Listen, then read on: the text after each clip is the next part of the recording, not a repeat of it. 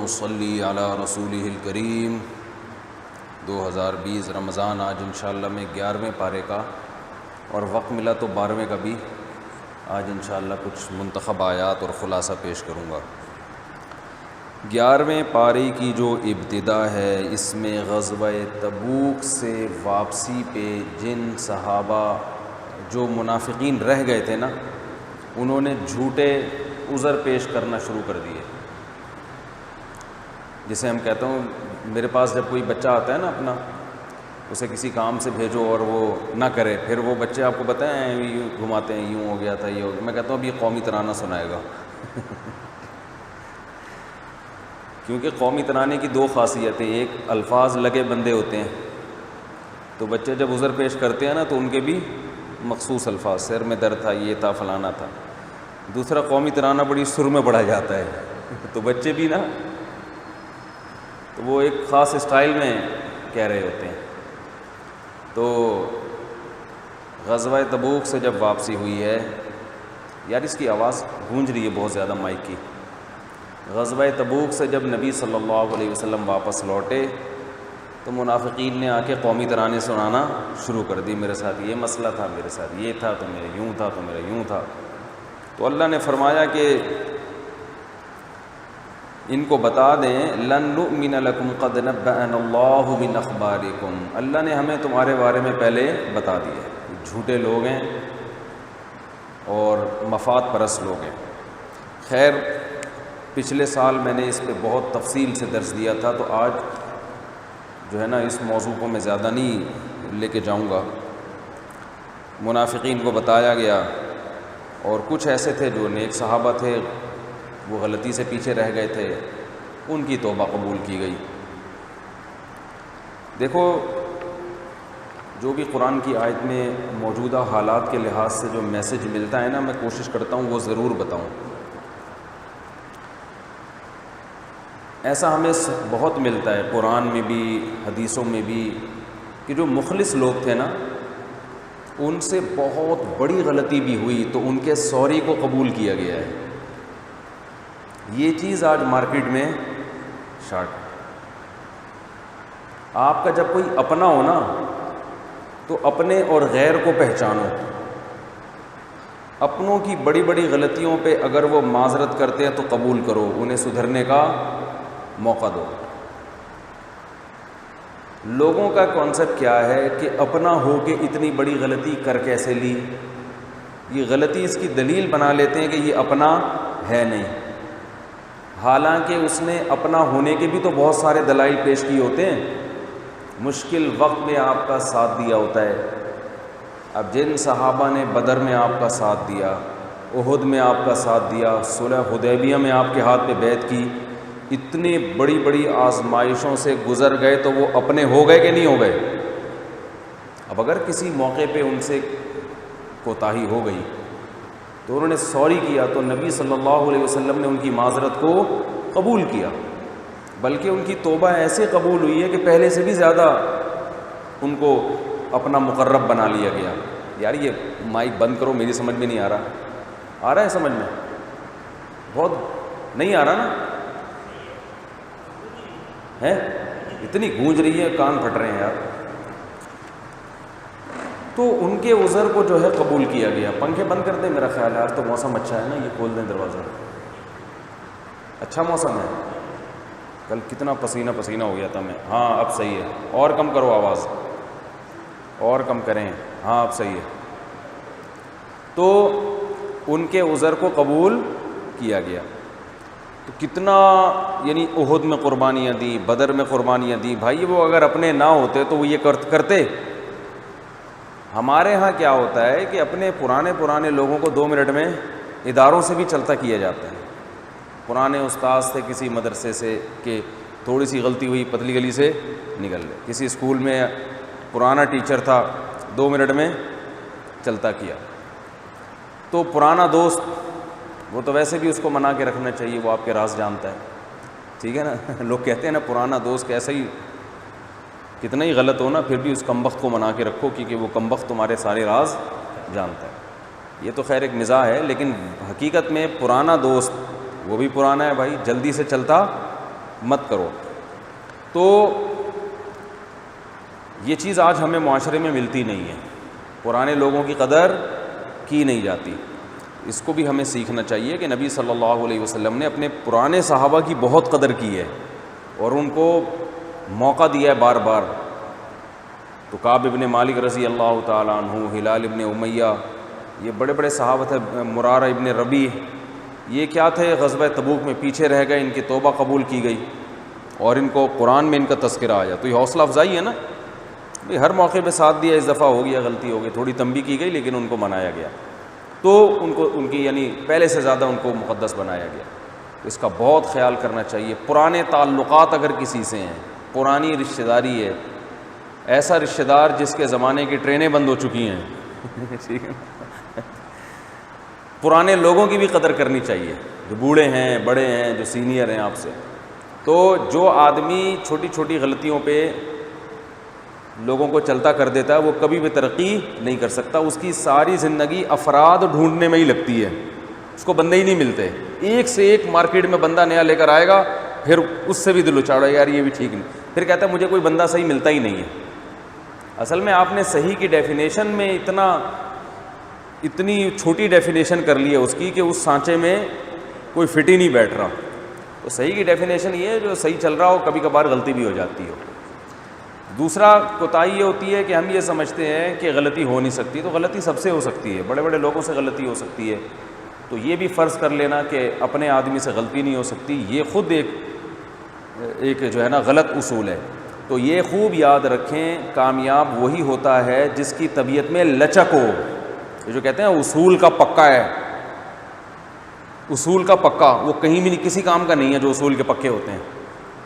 جو اصول کے پکے ہوتے ہیں وہ دنیا میں کسی کام کے نہیں ہوتے. ہاں, اگر اصول کا مطلب یہ ہے کہ اس اصول میں ہی لچک پہلے سے داخل ہے, یعنی آپ نے جو اصول بنائے ہیں ان میں لچک پہلے سے ہے, تو پھر اصول کا پکا ٹھیک ہے. کیونکہ اصل جو اصول ہے وہ یہی ہے کہ ہر ایک کو ایک لاٹھی سے نہیں ہانکا جائے گا. میں ایک اکثر واقعہ بتاتا ہوں نا. ہمارے ایک مولانا صاحب تھے, 20 سال مدرسے میں کبھی ناغہ نہیں ہوا, 20 سال یا 15 سال, اور کبھی چھٹی نہیں ہوئی ان کی. تو ان کے ایوارڈ بھی ملا کہ یار یہ تو بڑے زبردست ٹائم کے بڑے ہی پابند ہیں, 15 سال میں ایک دفعہ بھی ناغہ نہیں ہوا. مجھے بتایا گیا, میں نے کہا بھائی یہ ریکارڈ تو انہوں نے قائم کر لیا کہ 15 سال میں ایک ناغہ بھی نہیں. یہ ہو سکتا ہے 10 سال ہو, میں نے 5 اپنی طرف سے بڑھا دی ہوں, 10 سال بھی بہت ہوتے ہیں. 10 سال میں ایک دفعہ بھی ناغہ نہیں ہوا, یہ ریکارڈ بہت اچھا ہے, یہ ان کے مستقل مزاج ہونے کی دلیل ہے. لیکن یہ کامیاب نہیں ہو سکتے, اس لیے کہ 10 سال میں کیا کئی ایسے کام نہیں سامنے آئے ہوں گے جو اس وقت مدرسے سے زیادہ اہم ہوں گے جہاں یہ پڑھانے جاتے ہیں. دنیا میں ہم کوئی خدا ہیں کیا جو اپنے حساب سے زندگی چلائیں؟ بسا اوقات ایسا ہوتا ہے آپ جا رہے ہوتے ہیں, پتہ چلتا ہے جی بیگم کی طبیعت خراب ہے, ہاسپٹل لے کے جانا ہے اس کو, بچے کی طبیعت خراب ہے, ٹانگ ٹوٹ گئی اس کی, چھت سے گرا, اللہ نہ کرے, نانی کا انتقال ہو گیا, ماموں کا فون آ گیا, کچھ بھی ہو سکتا ہے. اور وہ ایسا ہو کہ وہ اس کلاس سے زیادہ امپورٹنٹ ہو. تو جس کی طبیعت میں لچک ہوگی, جو ہدف کو سامنے رکھ کے زندگی گزارتا ہے, وہ ایسے موقع پہ یہاں سے چھٹی کرے گا اور اس کام کو بولو بھائی نمٹائے گا. اللہ نہ کرے کسی کی والدہ بیمار ہو, ہاسپٹل میں فون آیا, بیٹا مجھے میری عیادت کے لیے آؤ. مدرسہ گیا ایک طرف, اماں کے پاس پہنچو, آفس گیا ایک طرف, یونیورسٹی گئی ایک طرف, بھائی یہ پرنسپل کو فون کرو, مجھے آج چھٹی چاہیے. ہمارے ایک رشتہ دار, اللہ ان کی عمر برکت دے, مرچنٹ نیوی میں کیپٹن, تو ان کے والد کی طبیعت بہت خراب ہو گئی. تو ان کو وہاں شپ میں اطلاع ملی کہ والد صاحب سیریس کنڈیشن میں, اور اس بات کا امکان ہے کہ دنیا سے چلے جائیں. انہوں نے کمپنی سے چھٹی مانگی, مجھے دو, میں جا رہا ہوں. کمپنی نے کہا چھٹی نہیں ہے. انہوں نے کہا بھاڑ میں جائے, میں ریزائن دے کے جا رہا ہوں. ٹھیک ہے نا, میرے باپ کی آخری سانسیں چل رہی ہیں بھائی, میں وہاں اس کو آرام سے مرنے دوں اور میں یہاں جو ہے وہ آپ کی کمپنی, آپ کو تو آلٹرنیٹو مل جائے گا, مجھے ابا دوسرا نہیں ملے گا. تو خیر پھر ان کو کمپنی نے جب یہ ان کے اسٹائل دیکھا تو چھٹی دے دی ان کو. اب کمپنی کی نظر میں تو وہ کوئی ممکن ہے یہ ایک نیگیٹو چیز ہو کہ یار یہ آدمی پنکچوئل نہیں ہے, انہوں نے اتنے ناغے کیے, اتنی چھٹیاں کی, لیکن اللہ کی نظر میں کیا ہے, کامیاب ہے. بھائی الاہم فالاہم کو سامنے رکھ کے زندگی گزارنی ہے, یہ چیز زیادہ اہم ہے اس وقت, لہذا دوسرے کام کو کا نقصان کیا جائے اور اس کام کو ترجیح دی جائے. تو ہاں سست نہ ہو. اگر آپ یونیورسٹی سے چھٹیاں سستی کی بیس پہ کر رہے ہیں, وہ الگ, رات آپ انٹرنیٹ پہ بیٹھے رہتے ہیں, صبح اٹھا ہی نہیں جاتا آپ سے, یہ غلط ہے. لیکن اگر آپ اس بیس پہ کر رہے ہیں کہ اس سے زیادہ اہم کام سامنے آئے تو آپ نے اس کو پیچھے رکھا, اس کو ترجیح دی, یہ لچک آپ کی طبیعت میں ہونا ضروری ہے. صحت کا بہت خیال. ایک صاحب ہیں, وہ چائے کبھی نہیں پیتے, وہ چائے کے بہت زیادہ خلاف ہیں. ایک بڑے عالم نے ان کو بلایا اور چائے سامنے رکھ دی. انہوں نے کہا حضرت میں چائے نہیں پیتا. انہوں نے کہا تمہارے باپ کو بھی پینی پڑے گی. پورا کپ پی گئے. اس لیے کہ بھائی ابھی نہیں پیئیں گے تو بے اکرامی ہوگی. بھائی بے اکرامی ہوگی نا, کہ سامنے ایک بزرگ ہے, وہ کہہ رہے پیو, آپ کہہ رہے ہو نہیں میں نہیں, تو کہیں گے یار ایک طرف رکھ اپنی صحت کو, ابھی تیرے لیے ہم نے چائے بنائی ہے. تو انہوں نے پی لی. ان کو پتا تھا چائے پینے سے جو نقصان ہوگا وہ تھوڑا سا ہوگا, تلافی ہو سکتی ہے, لیکن جو بدتمیزی سے جو دل خراب ہوگا اس کی تلافی بولو بھائی نہیں ہو سکتی. تو اسی طرح ابا اماں کے لیے اصول نہ بنایا کرو. ابا اماں کے لیے اصول, ابا اماں کے پاس بیٹھے ٹائم دیکھ رہے ہیں کہ ابا کے لیے ٹائم تو نہیں ویسٹ ہو رہا, تو ابا کے پاس بیٹھے, اماں کے پاس بیٹھے. اب سب سے بڑا کام یہی ہے کہ ان کے پاس بیٹھے, فضول گپ شپ بھی لگاؤ, صحیح ہے نا, فضول باتیں بھی کرو. فضول کا مطلب یہ ہے کہ آپ کو لگ رہا ہے کہ یہ اہم نہیں ہے, لیکن یہاں بات کرنا ہی ایک اہم کام ہے, چاہے وہ فضول ہی ہوں. میں لوگوں سے کہتا ہوں بھائی میرڈ ہو تو بیوی بچوں کے ساتھ بھی گپ شپ لگاؤ. اب جو بہت ٹائم کے پابند ہوتے ہیں, فضول بات کو بالکل ایک دن بھی فضول بات نہیں کرتے, وہ بیگم کے پاس بیٹھ کے بھی کوئی بیگم فضول بات نہیں کرنا ہے. بچے کو فضول بات کرنے کی ضرورت نہیں ہے, ٹھیک ہے. تو یہ ناکام لوگ ہوتے ہیں, ان کے گھروں میں محبتیں قائم نہیں ہوتی, بچے باغی ہو جاتے ہیں, عورت باغی ہو جاتی ہے اپنے میاں سے. تو بھائی وہاں جب بیٹھے ہو تو گھر اور آفس میں فرق ہے. آفس میں اگر کوئی آ کے فضول باتیں شروع کر دے, آپ کام ہے, آ کے بھائی اور بھائی کیا کر رہا ہے وقار بھائی, کیا ہو رہا ہے, تو آپ بولو یار میں آفس میں بیٹھا ہوں, مجھے کام کرنے دو, مجھے کچھ بھی تیار کرنا ہے, رپورٹ بنا کے پیش کرنی ہے باس کے سامنے. وہ پھر آگے بات کر, بھائی جان ادھر چپ کر کے بیٹھو, یہ آفس کا ہے, بلا وجہ کوئی فون کر رہا ہے کاٹ دو, گلا گھونٹ دو اس کا. گھر میں آ کے آپ بیٹھے ہیں تو بیگم صاحبہ نے ادھر ادھر کی باتیں شروع کی, آپ نے کہا فضول باتیں میں سننا برداشت نہیں کرتا. میرا ایک ایک ٹائم بہت قیمتی ہے. تو یہ تباہ ہو جائے گا. میں نے دیکھا ہے لوگوں کے گھر اجڑتے ہوئے, لوگ برباد ہو جاتے ہیں. آفس والا معاملہ گھر میں اور گھریلو ماحول آفس میں بنایا ہوا ہوتا انہوں نے. ہمارے حضرت تو فرمایا کرتے تھے جب کوئی دماغی کام کرو نا تو بچوں کو قریب نہ آنے دو. جیسے کوئی تحقیقی کام کرنا ہوتا ہے نا, تو پھر بچوں کو بھی فری نہ ہونے دو, کیونکہ آپ جب کوئی دماغی اور تحقیقی کام کرتے ہیں تو بچے اگر آپ کے پاس موجود ہیں, وہ پھر بچوں سے تو بچکانا ہر طرح سے پیش آتا ہے انسان, پھر بلا وجہ ان پہ غصہ بھی ہوگا, بلا وجہ ان کو ڈانٹے گا بھی. تو آپ کے گھر میں جو تحقیقی کام یا اسٹڈی روم ہے وہ سب سے الگ ہونا چاہیے, اس میں بچوں کو گھسنے کی اجازت نہیں ہونی چاہیے. اس آفس سے باہر آیا, آپ کمرے سے باہر آئے تو فوراً چینج ہو جانا چاہیے آپ کا ایٹیٹیوڈ, صحیح ہے نا. بھائی یہ آفس نہیں ہے, یہ کیا ہے, گھر ہے. ادھر الٹی بھی سننے کو ملیں گی, آپ اپنی اماں سے اپنی بیگم کی برائیاں سننے کو ملیں گی جو بالکل غلط ہوں گی, لیکن برداشت کرنا پڑے گا آپ کو, ٹائم بھی ویسٹ ہوگا اس میں. تو یہ ٹائم ویسٹ کرنا پڑے گا. تو یہ ویسٹ ہوتا ہوا نظر آ رہا ہے مگر یہ ویسٹ ہے نہیں, سمجھ رہے ہیں, یہ ویسٹ ہے نہیں, یہ تو صحیح ہے, یہ ایسا ہی ہوتا ہے, اسی طرح ہوتا ہے. تو اسی وجہ سے نبی صلی اللہ علیہ وسلم نے فرمایا نا, ہر ایک کو اس کا حق دو. کل ذی حق اعطی کل ذی حق حقہ او کما قال صلی اللہ علیہ وسلم. آپ نے فرمایا کہ انصاف کیا ہے, ہر ایک کو اس کا حق دو. تو باڈی کا بھی حق ہے, دماغ کا بھی حق ہے کہ اپنے دماغ کو بھی سکون پہنچانے, دفتر کا الگ حق ہے, باس کے الگ حقوق ہیں, آپ کے جو ماتحت ملازمین ہیں ان کے الگ حقوق ہیں, ماں باپ کے الگ حقوق ہیں. تو سب کو جو لے کے چلے گا نا تو وہ لچک والی زندگی ہوگی, فلیکسیبلٹی ہوگی اس کے اندر. اور جو بالکل ایک ہی ڈگر پہ چل رہے ہوتے ہیں, دائیں بائیں ہونے کا نام نہیں لیتے, تو وہ دنیا میں ایک ریکارڈ تو بنا کے چلے جاتے ہیں کہ جی ماشاء اللہ 25 سال میں کبھی ناغا نہیں ہوا, record gains book of world میں. لیکن اس کے بیوی بچوں سے پوچھو تو سارے برا بلا کہہ رہے ہوں گے, کہیں گے مدرسہ ہی تھا, یونیورسٹی ہی تھی, باقی کسی کام کا نہیں تھا. ٹھیک ہے نا. تو یہ ہوتا ہے. نہیں آئی سمجھ میں تو ٹھیک ہے, جیسے چل رہے ہیں ویسے چلے بھائی. تو منافقین نے ایک مسجد بنائی تھی تاکہ لوگ اس میں آ کے جڑا کریں اور پھر صحابہ کے خلاف سازش ہوا کرے. کیونکہ نئے نئے لوگ مسلمان ہوئے تھے, ان کو مسجد چاہیے تھی, تو انہوں نے کہا ہم ایک مسجد بناتے ہیں, وہاں لوگ جمع ہوں گے. لیکن وہاں جب لوگ جمع ہوتے تو وہ منافقین آپ صلی اللہ علیہ وسلم اور مخلص صحابہ کی برائیاں کرتے تھے وہاں بیٹھ کے. تو جو نئے نئے مسلمان ہونے والے لوگ ہیں وہ ان کی باتوں سے متاثر ہوتے تھے. تو اللہ نے فرمایا کہ اس مسجد کو گرا دو جا کے.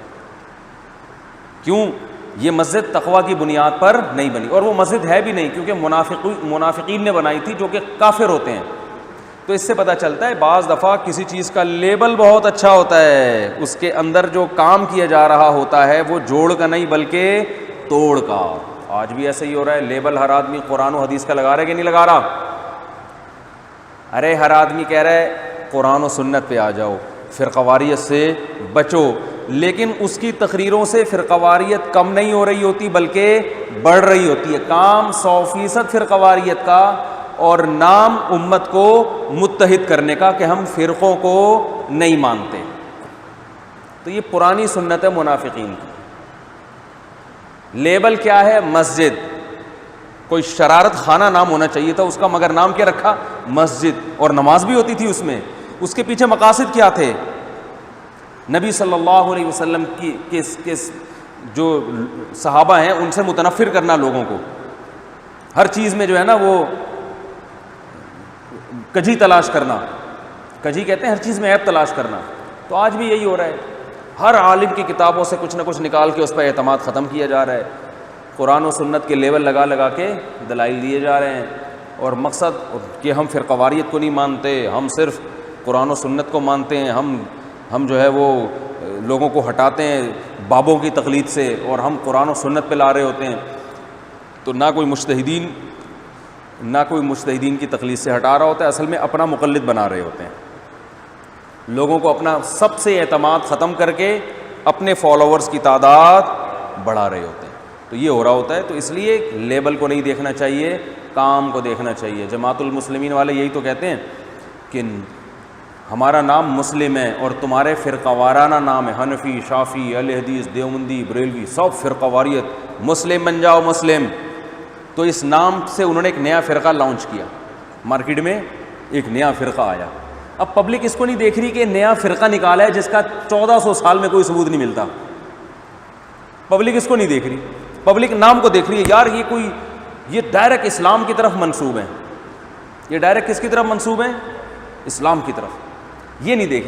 اچھا جب ان سے کہا جاتا ہے کہ یہ مسلم نام کا تو فرقہ کوئی تھا ہی نہیں, تو پھر وہ صحابہ کی مثالیں دیکھتے ہیں, صحابہ سب مسلم تھے اس وقت, نہ کوئی دیوبندی, نہ کوئی بریلوی, نہ کوئی اہل حدیث, نہ کوئی حنفی, سب مسلم, تو ہم بھی مسلم. اس کا مطلب یہ ہوا کہ صحابہ مسلم, اس کے بعد صدیوں تک پھر مسلم مارکیٹ سے شارٹ ہو گئے. پھر 15ویں صدی میں دوبارہ 1975 میں مسلم پیدا ہوئے, باقاعدہ اس جماعت کو رجسٹرڈ کروایا گیا. تو یہ درمیان میں جو اتنے سال تک مسلم مارکیٹ سے چھاٹ رہے ہیں, تو یہ تو صدیوں تک امت گمراہی پہ جمع ہو گئی نا. تو پھر جواب میں دیتے ہیں ایک جھوٹ کو چھپانے کے لیے 100 جھوٹ بولنے پڑتے ہیں. تو اس جھوٹ کو اور اس غلط چیز کو صحیح کرنے کے لیے پھر ایک اور جھوٹ بولتے ہیں کہ مسلم تو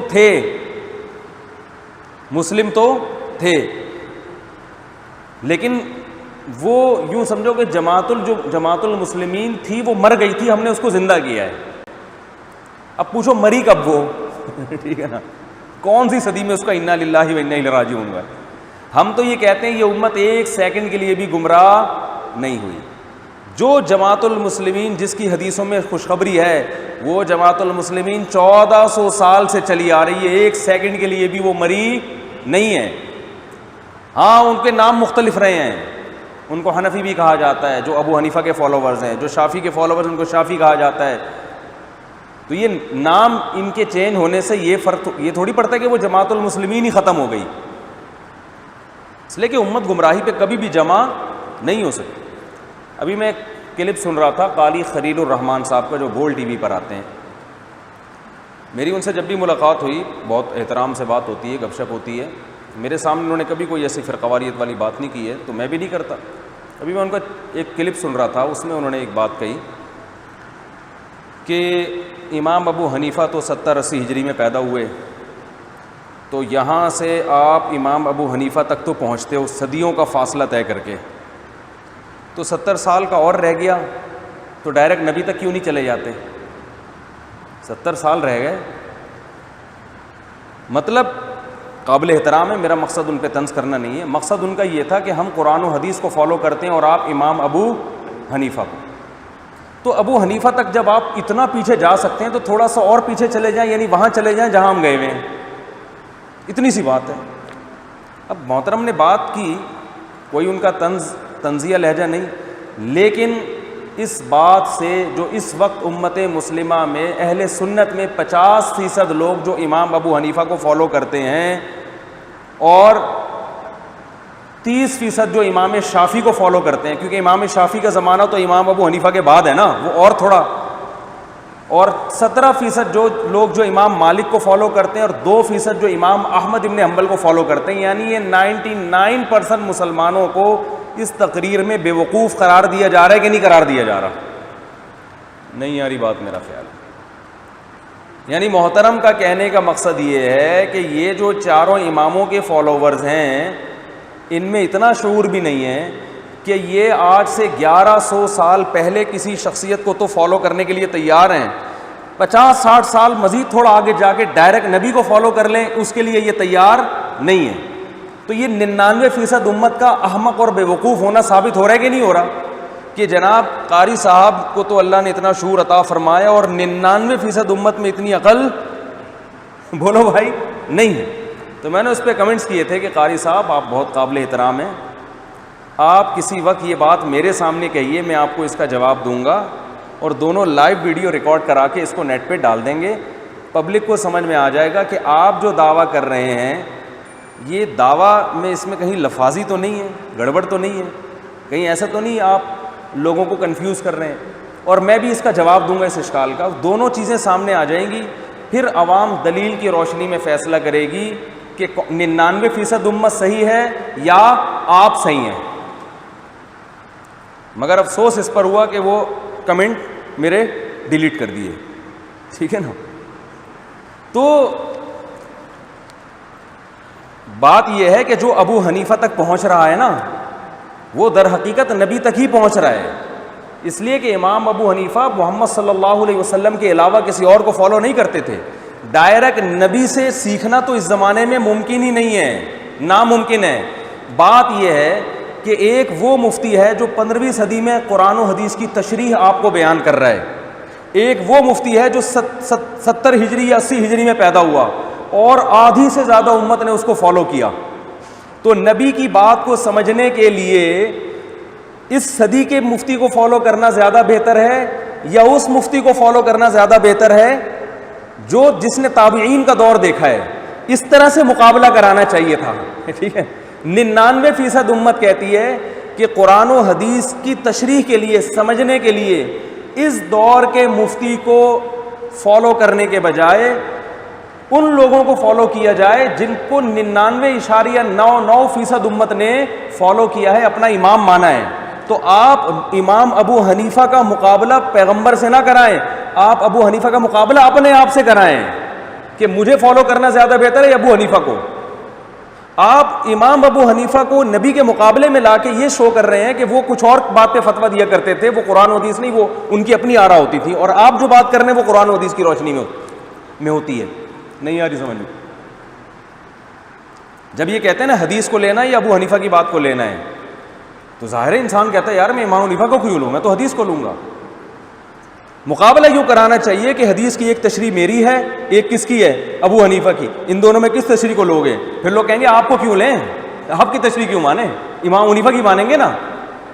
یہ عجیب جرت ہے یار، اپنے قول کو عین حدیث قرار دینا اور ابو حنیفہ کے قول کو ان کا اپنا ذاتی قول قرار دینا. یہ لفاظی ہو رہی ہے مارکیٹ میں. آ رہی ہے سمجھ میں کہ نہیں آ رہی ہے؟ اپنے قول کو تو ایک صاحب آئے نا امام کے پیچھے فاتحہ پڑھنے پر الجھ گئے مجھ سے، کہنے لگے وہ بخاری کی یہ حدیث ہے جس میں آتا ہے کہ وہ نہ پڑھو فاتحہ، امام کے پیچھے قرات نہ کرو سوائے فاتحہ کے. میں نے کہا مسلم کی یہ حدیث ہے جس میں آتا ہے امام کو امام اس لیے بنایا جاتا ہے کہ تکبیر کہے تو تکبیر کہو، وَإِذَا قَرَأَ فَأَنصِتُوا، قرات شروع کرے تو خاموش ہو جاؤ، وَإِذَا قَالَ وَلَا الضَّالِّينَ، جب وَلَا الضَّالِّينَ کہے تو آمین کہو، اور جب رکوع کرے تو رکوع کرو. میں نے کہا اس میں تو نہیں ہے فاتحہ. تو میں کہہ رہے ہیں اس حدیث کا پھر کیا ہوگا؟ میں نے کہا پھر اس حدیث کا کیا ہوگا؟ کہہ رہے ہیں یار یہ تو اس کے اگینسٹ جا رہی ہے، تو ہم اس حدیث کو مانیں گے۔ تو میں نے کہا میں آپ سے نہیں کہتا کہ امام کے پیچھے فاتحہ پڑھی نہیں پڑھی، میں کہہ رہے ہیں آپ اپنی حدیث کو تو دلیل ماننے کے لیے تیار ہو، دوسرے کی حدیث کو پیش کرنے کے لیے بھی تیار نہیں ہو۔ اب حدیثوں میں تعارض کے وقت پھر ہر ایک کا اپنا اصول ہوتا ہے۔ امام حنیفہ قاعدہ یہ کہ جو حدیث اقرب الی القرآن ہوگی اس کو لیتے ہیں، قرآن سے میچ کر رہی ہوگی اس کو لیتے ہیں۔ وہ کہتے ہیں قرآن میں آتا ہے اذا قرئ القرآن فاستمعوا له وانصتوا، جب قرآن کی تلاوت کی جائے خاموشی سے سنو۔ وہ کہتے ہیں قرآن کی تلاوت میں سورہ فاتحہ تو سب سے پہلا مصداق ہے، کیونکہ سورہ فاتحہ کو تو قرآن نے الگ سے بیان کیا ہے، وَلَقَدْ آتَيْنَاكَ سَبْعًا مِّنَ الْمَثَانِي وَالْقُرْآنِ الْعَظِيمِ، ہم نے آپ کو 7 الگ سے آیات دی اور باقی قرآن، تو ان 7 آیات کو تو قرآن کا الگ سے کہا گیا ہے کہ یہ قرآن ہے، یعنی یہ بہت بڑی اللہ کی نعمت ہے۔ تو قرآن کا تو سب سے پہلا مصداق ہی سورہ فاتحہ ہے۔ تو اللہ فرما رہے ہیں جب وہ تلاوت کی جائے تو خاموشی سے سنو۔ یہ خطبے کے بارے میں بھی ہے، یہ نماز کے بارے میں بھی ہے۔ میں نے اس آیت پہ بہت تحقیق کی۔ اس آیت کا جو صحیح مطلب ہے کہ جب قرآن باقاعدہ سنانے کی نیت سے سنایا جا رہا ہو تو پھر اس کا سننا واجب ہے۔ ایک آدمی اپنے طور پر ویسے ہی تلاوت کر رہا ہے، اس کا سننا واجب نہیں ہے، لیکن جب قرآن کی محفل ہو، اس میں باقاعدہ نصیحت کے لیے قرآن سنایا جا رہا ہے، پھر اس کا سننا کیا ہے؟ واجب ہے۔ تو سورہ فاتحہ جب امام نماز میں پڑھتا ہے تو سنانے کے لیے پڑھتا ہے نا۔ دوسری حدیث میں نے ان کو یہ پیش کی، میں نے کہا یہ جو آپ حدیث پیش کر رہے ہیں کہ جو شخص فاتحہ نہیں پڑھتا اس کی نماز نہیں ہے، آئیے صحیح مسلم میں اسی حدیث کو مکمل بیان کیا گیا ہے۔ آپ صلی اللہ علیہ وسلم نے فرمایا من لم یقرأ بفاتحۃ الامام فصاعدا، جو سورہ فاتحہ پلس سورت نہیں ملاتا اس کی نماز نہیں ہوتی۔ تو اگر یہ امام اور مقتدی دونوں کو ہے تو مقتدی پر فاتحہ کے ساتھ سورت ملانا بھی واجب ہے۔ میں فروعی مسائل میں تشدد کا قائل نہیں ہوں، لیکن ہمارے ہاں ایک فریق مسلسل اپنی دلیل کو دلیل مانتا ہے اور پھر اپنی دلیل کو کہتا ہے کہ دیکھو یہ نبی کا قول ہے اور یہ ابو حنیفہ کا قول ہے۔ تو ابو حنیفہ نبی سے 70-80 سال کے بعد آئے، تو ابو حنیفہ تک پہنچ سکتے ہو، اس سے 70 سال پہلے ڈائریکٹ نبی تک کیوں نہیں پہنچ جاتے؟ تو یہ لفاظی ہو رہی ہے، سمجھ رہے ہیں؟ ہونا یہ چاہیے کہ وہ یوں کہے کہ قرآن و سنت کے یہ دلائل ہیں جس میں میری یہ ذاتی رائے ہے کہ فاتحہ نہیں پڑھنی چاہیے، اور قرآن و سنت کے یہ دلائل ہیں جس کے بارے میں ابو حنیفہ کی ذاتی رائے ہے کہ دوبارہ بتاتا ہوں، ہونا یوں چاہیے کہ وہ یوں کہے کہ قرآن و حدیث کے یہ دلائل ہیں جس کے بارے میں جن دلائل کو سامنے رکھ کر میری ذاتی رائے یہ ہے کہ سورہ فاتحہ پڑھنی چاہیے امام کے پیچھے، اور ابو حنیفہ کے یہ دلائل ہیں، اور ان دلائل کو سامنے رکھ کر ابو حنیفہ کی رائے یہ ہے کہ فاتحہ نہیں پڑھنی چاہیے۔ اب بتاؤ قرآن و حدیث کی وہ تشریح مانو گے جو 15ویں صدی میں کر رہا ہوں، یا وہ تشریح مانو گے جو 80 ہجری میں پیدا ہونے والے تابعین کی زیارت کرنے والے اور وہ مجتہد جن کو 50% امت نے فالو کیا ہے ان کی تشریح کو معتبر مانو گے؟ تو فوراً انسان کہے گا بھائی ہم ابو حنیفہ کو آپ پر ترجیح دیتے ہیں، مگر اسٹائل یہ نہیں ہوتا۔ اسٹائل یہ ہوتا ہے کہ یہ حدیث ہے اور یہ قول ابو حنیفہ ہے، کس کو مانو گے؟ تو ظاہر ہے جب نبی کی بات اور ابو حنیفہ کی بات آئے گی تو انسان کہے گا میں تو نبی کو مانوں گا۔ تو یہ لفاظی ہو رہی ہے، آپ کی تشریح اور ابو حنیفہ کی تشریح میں اختلاف ہو رہا ہے، ابو حنیفہ کے قول میں اور حدیث میں اختلاف نہیں ہو رہا۔ حدیث کی ایک تشریح ابو حنیفہ کر رہے ہیں، ایک آپ کر رہے ہو، آپ اپنی تشریح کو نبی کا قول قرار دیتے ہو اور ابو حنیفہ کی تشریح کو ان کی ذاتی رائے قرار دیتے ہو۔ یہ عجیب بات ہے کہ آپ کو تو نبی کو فالو کرنے کا شوق ہے، نبی کے مقابلے میں اپنی ذاتی رائے پیش کرنے کا شوق نہیں ہے، اور ابو حنیفہ جو تھے وہ نبی کے قول کے مقابلے میں اپنی ذاتی آراء پیش کیا کرتے تھے۔ تو اس طرح کی سوچ سے امت مجتہدین سے بدگمان ہوگی کہ نہیں ہوگی؟ سمجھ میں آ رہی ہے بات کہ نہیں آ رہی ہے؟ تو یہ چل رہا ہے یوٹیوب پہ بس جو اٹھ کے، تو اختلافی مسائل میں ہم شدت کے قائل نہیں ہیں، ہم تو اس کے قائل ہیں دوسرے کے دلائل کو بھی ہم دلیل مانتے ہیں، ہم کہتے ہیں یہ بھی اختلاف ہے وہ بھی اختلاف، لیکن ایک طبقہ اس امت میں توڑ پیدا کر رہا ہے قرآن و حدیث کا لیبل لگا کے، اور وہ کہتے ہیں ہم جو کہتے ہیں وہ عین قرآن عین حدیث ہے، حنفی جو کہتے ہیں یہ ابو حنیفہ کی اندھی تقلید ہے۔ سمجھ میں آ رہی ہے بات؟ اور ان کے فالوورز اپنے مجتہد کی اندھی تقلید کر رہے ہوتے ہیں، کیونکہ دوسرے کی دلیل سننے کے لیے تیار نہیں ہوتے، سنتے ہیں تو انہوں نے فیصلہ کیا ہوتا ہے اس پہ رد ہی کرنا ہے۔ ایک صاحب میرے پاس آئے کہ رفع الیدین سے بحث کرنے لگے، میں نے کہا پھر تو حدیث میں یہ بھی آتا ہے، سنن نسائی کی حدیث ہے کہ 2 سجدوں کے درمیان نبی نے رفع الیدین کیا ہے، کہہ رہے وہ ضعیف ہے. میں نے کہا آؤ بیٹھو اس پہ بات کرتے ہیں, میں ثابت کروں گا کہ وہ ضعیف نہیں ہے. ناصر الالبانی نے اس کو صحیح قرار دیا ہے, کہہ رہے نہیں وہ ضعیف ہے. نئی بات کی بھاگ گئے. تو یہ اندھی تقلید ہے کہ نہیں ہے؟ دلائل سے بات کرنی ہے تو پھر پورا ایک موضوع میں گھسو, اندر تک جاؤ, ایک موضوع میں اچھی طرح گھس کے اس کی گہرائی میں جا کے پھر آپ کی تحقیق کا پتہ چلتا ہے. یک طرفہ دلائل سننے سے تحقیق نہیں ہوتی. تو جیسے انہوں نے مسجد بنائی نا, منافقین نے, لیول کیا تھا مسجد, مگر مسجد کا کام تو جوڑنا ہوتا ہے, وہ کیا کر رہی ہے, توڑ. تو آج بھی بہت سے لوگ قرآن و سنت کا لیبل لگاتے ہیں. قاری خلیل صاحب سے مجھے یہ توقع نہیں تھی کہ 99% امت جو چاروں ائمہ میں سے کسی کی تقلید کر رہی ہے, ان کو اس طرح سے محترم نے گمراہ قرار دیا ہے. تو میں نے قاری صاحب سے کہا کبھی بیٹھیں, چھاؤں میں آئیں, ہم سے بھی بات کریں, ٹھیک ہے نا. تو ہم تو قاری صاحب کا بھی احترام کرتے ہیں. ہماری نظر میں اہل حدیث بھی اہل سنت میں داخل ہیں, بشرطے کہ اعتدال کا راستہ اختیار کریں.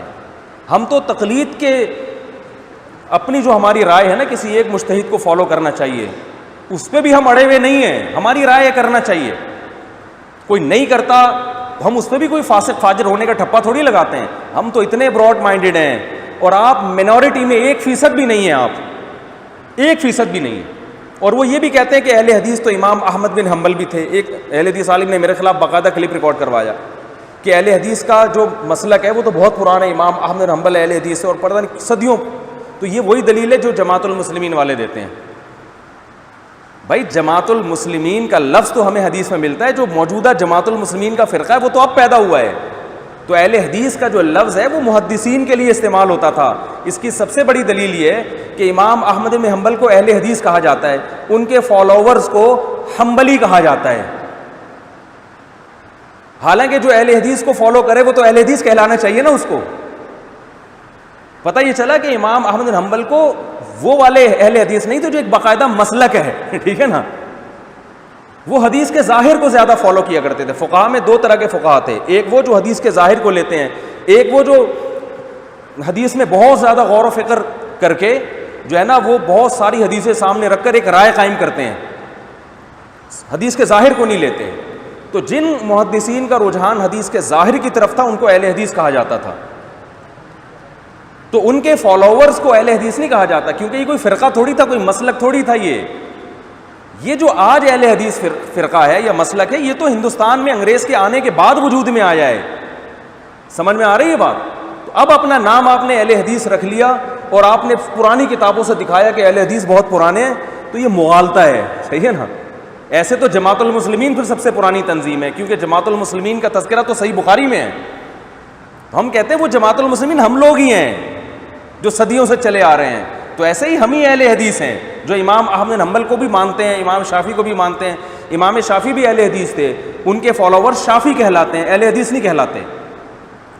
وجہ کیا ہے کہ یہ ٹرم جو ہے نا اہل حدیث کی, یہ بعد میں ایجاد ہوئی ہے.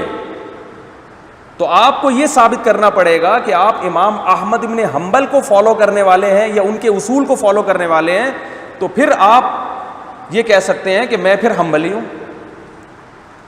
اور امام احمد بن حنبل اہل حدیث تھے. اگر آپ کی طرح کے اہل حدیث تھے تو امام احمد بن حنبل 20 رکعت تراویح کے قائل تھے, 8 کے قائل بولو بھائی نہیں تھے. امام احمد بن حنبل 3 طلاقوں کو 3 سمجھتے تھے, آج اہل حدیث 3 طلاقوں کو 1 سمجھتے ہیں. امام احمد بن حنبل عورت کی سمٹ کے نماز پڑھنے کے قائل تھے, آپ عورت کے مردوں کی طرح نماز پڑھنے کے بولو بھائی قائل ہیں. امام احمد بن حنبل سے جو مضبوط روایت ہے وہ یہ ہے کہ ان کے ہاں موضوع پر مسح کی کچھ شرائط ہیں, آپ کے ہاں وہ شرائط بولو نا بھائی نہیں ہیں, اور بہت ساری چیزیں ہیں.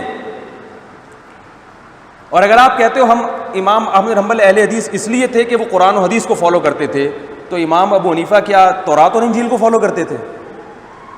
تو یہ لفاظی میں پھر بتا دوں, میرا مقصد اہل حدیث کی مخالفت نہیں ہے. میرا مقصد ہے کہ آپ سیدھا سیدھا بتائیں بھائی ہم کسی مجتہد کو فالو نہیں کرتے, ہماری جو سمجھ میں آتا ہے ہم اس پہ عمل کرتے ہیں. یہ بات ٹھیک ہے, یہاں تک ٹھیک ہے. لیکن یہ کہنا اپنے آپ کو درست ثابت کرنے کے لیے غلط دلائل دینا, یہ دلائل نہیں ہے. اور پھر میں بتا دوں تاکہ اعتدال کی بات رہے کہ اہل حدیث میں جہاں کچھ گڑبڑیں ہیں تو یہ میرا مقصد ہرگز نہیں ہے کہ باقی سارے دودھ کے دھلے ہوئے ہیں. کہ میں باقیوں کو کہہ رہا ہوں کہ وہ ان میں کوئی خرابی نہیں ہے. جو حنفی ہیں, جو امام حنیفہ کی طرف اپنے آپ کو منسوب کرتے ہیں, وہ سارے تھوڑی دودھ کے دھلے ہوئے ہیں, کچھ گڑبڑے ان میں بھی ہیں. تو میرا مقصد کسی ایک فرقے کو ملامت کرنا اور دوسرے کو کہنا کہ یا میں جس فقہ حنفی کو فالو کرتا ہوں اس میں سارے سیٹ ہیں, ایسا نہیں ہے. ان میں الگ ٹائپ کی برائیاں ہیں, ان میں الگ ٹائپ کے مسائل ہیں, سب میں نہیں ہیں. جیسے اہل حدیث میں بھی سب میں نہیں ہوتے, یہاں بھی بہت ساری چیزیں ہیں جو میں بیانات میں بتاتا رہتا ہوں. تو بس مقصد میرا اس پوری تقریر کا یہ ہے کہ لیبل کو نہ دیکھو, اس زمانے میں لیبل کو مت دیکھو کہ کون قرآن و حدیث کا لیبل لگا رہا ہے, کون مسجد کا لیبل لگا کے. مسجدوں میں آپ کو پتہ ہے ایسا بھی ہوتا ہے کہ مسجد میں آپ ایک مسجد بناتے ہو, آج بھی ہو رہا ہے, بہت نمازی آ رہے ہیں, بلا وجہ اس کے ساتھ ہی کوئی دوسری مسجد بنا کے کھڑا ہو جاتا ہے تاکہ یہاں کے نمازی ٹوٹ جائیں. تو ہے تو یہ بھی مسجد, مگر اس کے پیچھے اچھے مقاصد نہیں. اور ہو رہا ہے کہ نہیں ہو رہا ہے؟ ایسا ہوتا ہے بھائی. ایک محلے میں ایک مسجد ہے, فوراً آپ نے اگلی گلی میں دوسری مسجد بنا لی. تو جب ضرورت نہیں ہے تو کیوں بنا رہے ہو؟ صرف اس لیے کہ میرے مریدین ادھر کیوں جا رہے ہیں, ٹھیک ہے نا, میرے مریدین ادھر کیوں جا. سورہ یونس ہے اس کے بعد. انسان سے ایک شکایت کی ہے, وَإِذَا مَسَّ الْإِنسَانَ الضُّرُّ دَعَانَا لِجَنبِهِ قَاعِدًا أَوْ قَائِمًا. فرمایا جب اسے کوئی مصیبت پہنچتی ہے صبح و شام ہمیں پکارتا ہے, اور جب ہم مصیبت دور کر دیتے ہیں مَرَّ كَأَن لَّمْ يَدْعُونَا إِلَىٰ ضُرٍّ مَسَّهُ, ایسے بن جاتا ہے جیسے کبھی اس نے ہمیں بلایا تھا ہی نہیں. ہم نے ایسے لوگ دیکھیں, صاحب میرے پاس آئے, میرا کاروبار ٹھپ ہو گیا تھا, میں نے اللہ سے دعا کی میں نمازی بن جاؤں گا, میرا کاروبار دوبارہ بحال ہو جائے. کہہ رہے میں نماز پڑھنا شروع کر دی, داڑھی بھی رکھ لی, نمازی بن گیا, اللہ نے بزنس دوبارہ شروع کرا دیا. اس کے بعد پھر نمازیں گول. پھر شیطان کہتا ہے بھئی یہ تو ہوتا ہے, کبھی کاروبار اوپر جاتا ہے, کبھی اس کا نماز روزے سے کیا تعلق. کہہ رہے ہیں پھر ہم نے وہ چھوڑ دیا دوبارہ سے واپس. اب کیا ہے, اب دوبارہ آ رہا ہوں کہ وہ کاروبار بحال نہیں ہو رہا. میں نے کہا پہلے بھی نیت غلط تھی, اب بھی غلط ہے. نماز پڑھو اللہ کے لیے, کاروبار اللہ کے ہاتھ میں, چاہے بحال کر دے چاہے بحال نہ کرے. لیکن یہ جرم ہے کہ جب مصیبت دور ہو جائے تو آپ اللہ کو بھول جاتے. وہ ایک مشہور واقعہ ہے نا, ایک آدمی دریا میں ڈوب رہا تھا تو بار بار دعا مانگ رہا ہے, اے اللہ بچا لے, اے اللہ بچا لے, بچ نہیں رہا تھا. تو کسی نے کہا کہ منت مان لے کہ اگر اللہ نے تجھے بچا لیا تو 3 دیگے غریبوں کو کھلائے گا. وہ کنجوس آدمی کی منت نہیں مان رہا تھا. تو اس نے جب دیکھ لیا کہ موت یقینی ہے تو اس نے دعا مانگی, اے اللہ اگر میں دریا سے باہر نکل گیا اور آج تو نے مجھے بچا لیا تو میں 3 دیگے تیرے نام پہ غریبوں میں بانٹوں گا. ایک لہر آئی اٹھا کے باہر, جیسی باہر آیا کہہ رہے کیڑی دیگ جیسی باہر آیا کہہ رہے کیڑی دیگ. ایک دم ایک دوسری لہر آئی, واپس اندر ہوئے. کہہ رہے میں پوچھ رہا تھا کہ میٹھا یا کڑوا یا نمکین. اللہ تو بات سمجھتا ہی نہیں ہے, کیسا گندا بن جاتا ہے نا انسان. میں تو ڈیٹیل پوچھ رہا تھا. کیڑی دیگ کا مطلب یہ نہیں کہ دیگ نہیں بانٹنی, کیڑی دیگ کا مطلب زردہ ہے یا بریانی ہے, میٹھے چاول تو پسند کرتا ہے کہ میں غریبوں کو کھلاؤں. تو یہ ہو رہا ہے, اور آج بھی ایسا ہی ہوتا ہے. یہ تو خیر ایک لطیفہ ہے, لیکن انسان کی حالت یہی ہے. پریشانی آتی ہے, اللہ ہی اللہ نظر آ رہا ہے. وظیفے, جتنے لوگ ہیں نا جن کو مولوی پسند ہی نہیں آتے, ان کو سب سے زیادہ پھر مولوی پسند آ رہے ہوتے. مولانا صاحب دعا بھی کر دیں, مولانا صاحب کوئی وظیفہ بتا دیں, مولانا صاحب جو ہے وہ کوئی خاص طریقہ بتا دیں, لیلۃ القدر میں پڑھنے کی دعا بتا دیں کہ ہو جائے. اب ہو جائے, آپ خود لگا دیں کیا ہو جائے. زیادہ تر کے یہی مسائل ہوتے ہیں. تو یہی اللہ نے شکایت کی ہے, جب کوئی مصیبت پہنچتی ہے تو اللہ کو پکارتے ہیں, جیسے ہی ٹل گئی ایسے بن جاتے ہیں جیسے کچھ ہوا ہی نہیں تھا. ایک اور جگہ پھر فرمایا اللہ نے, یا ایھا الناس انما بغیکم علی انفسکم, اے لوگوں تمہاری جو بغاوتیں ہیں نا میرے خلاف, یہ اصل میں میرے خلاف نہیں ہے بلکہ یہ تمہارے اپنے خلاف. ایک وقت آنے والا ہے جب یہ سب ختم ہو جائے گا. تو میں اکثر اس موقع پہ ایک چٹکلا سناتا ہوں. اکثر لوگ پریشان ہوتے ہیں نا, اس زندگی سے تو موت ہی بہتر ہے, بولتے رہتے ہیں. وہ ایک آدمی بار بار کہتا تھا اللہ اس زندگی سے تو موت ہی بہتر ہے, مر جاؤں تو اچھا ہے. تو کسی بندے کو شرارت سوجی نا کہ ہر وقت موت مانگتا رہتا ہے. تو ایک دن درخت کے نیچے وہ بیٹھا ہوا موت مانگ رہے, اللہ اس زندگی سے تو موت ہی بہتر ہے. اوپر سے ایک رسہ آیا, وہ بندہ بیٹھا ہوا تھا اوپر, نیچے گول پھندا بنا ہوا ہے, اس میں یہ دعا مانگ رہا ہے اللہ اس ٹینشن سے تو موت ہی بہتر ہے. اوپر دیکھا کہ ایک پھندا لٹک کے آیا. اب یہ ڈر گیا, یہ کیا ہے. تو اوپر سے آواز آئی, ہے میرے بندے میں نے تیری دعا سن لی ہے, تو اس پھندے کو گلے میں ڈال, میں تجھے اوپر اٹھا لوں. تو فوراً کہتے ہیں اللہ ادھر تو کوئی کسی سے مذاق بھی نہیں کر سکتا اللہ ادھر تو کوئی کسی سے مذاق بھی نہیں کر سکتا. بہت سے لوگ بڑی بڑی باتیں کر رہے ہوتے ہیں بھائی ابے اس سے تو کرفیو لگ جاتا وہی اچھا تھا کہہ رہے ہیں نا. کل آج فجر میں ایک صاحب بیٹھے ہوئے تھے, کہنے لگے کیا کرونا لگا کے رکھا ہوا ہے, کیا کرونا لگا کے رکھا ہوا ہے, اچھا ایک دفعہ ہو جائے سب کو ٹینشن ختم ہو جائے گی, سب مر جائیں ایک دفعہ.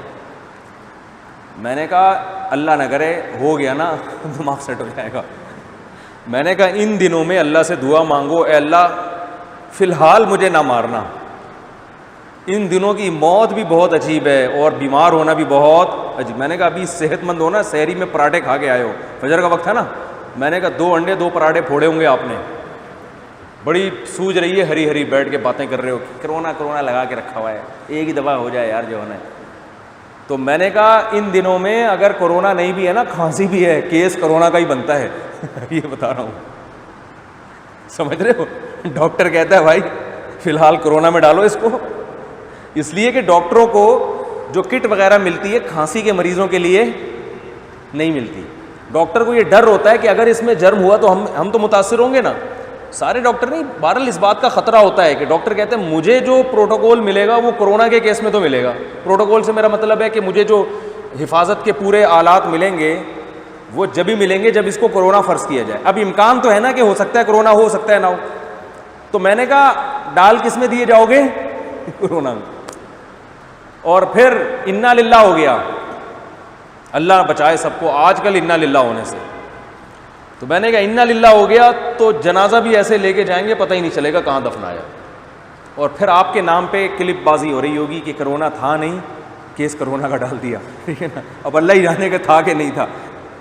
آپ صرف اب جیسے کراچی کے جب حالات خراب تھے تو مائیں بیٹوں سے کہتی تھیں بچہ ذرا نہیں جاؤ, وہ جاتے تھے پھر بھی, تو ہم ان سے کہتے تھے یار جاؤ گے اخبار میں آؤ گے, پھر یہ ذہن میں رکھو اگر آپ چاہتے ہو کہ میں اخبار میں آؤں تو جاؤ. جو بنارس جاتا تھا وہ ایسے اپنے گھر والوں سے مل کے جاتا تھا, لطیفے بنا لیے تھے لوگوں نے, بہنوں کے سر پہ پیار کر رہا ہے, ماں سے گلے مل رہا ہے, ماں کی دعائیں لے رہا ہے, قرضے معاف کرا رہا ہے, بہت نا کہ بھائی کہاں جا رہا ہے, بنارس جا رہا ہے یہ حالات تھے نا کراچی کے کچھ وقت پہلے, بنارس سے ہو کے آیا بھائی یہ. اس کو تو میرا خیال ہے فوراً ہماری آرمی فوراً اس میں لے لے گی کمانڈو بننے کے لیے نا, کہ بنارس سے ہو کے آ گیا یہ. تو یہی حالات آج کل ہو گئے ہیں ہسپتالوں کے, تو ہسپتالوں میں جگہ نہیں ہے, اس لیے یہ باتیں کرنا بہت آسان, ایک دفعہ ہو جائے. میں نے کہا احتیاط کر لو, یہ زیادہ بہتر ہے, ٹھیک ہے نا. تمیز سے زندگی گزار لو جیسے اللہ نے عافیت سے رکھا ہے, اسی طرح سحری میں پراٹھے کھاتے رہو, انڈے کھاتے رہو, یہ زیادہ اچھا ہے. اللہ نہ کرے بیمار ہو گئے, بیماری پھیل, ابھی کچھ احتیاط کرنا یہ بات کی ٹینشن سے بہتر ہے. تو فنٹر گیری اللہ کو بھی پسند نہیں ہے اور کوئی بھی عقل مند اس فنٹر گیری کو پسند نہیں کرتا. تو بڑی بڑی باتیں لوگ کر دیتے ہیں. تو یہاں بھی اللہ نے فرمایا کہ اللہ سے دعائیں مانگتے ہیں, نجات دے دی تو یہ کر دیں گے, اس وقت تو بڑے ہوتے ہیں, جب نجات ملتی ہے تو پھر بھول جاتے ہیں اللہ تعالیٰ کو.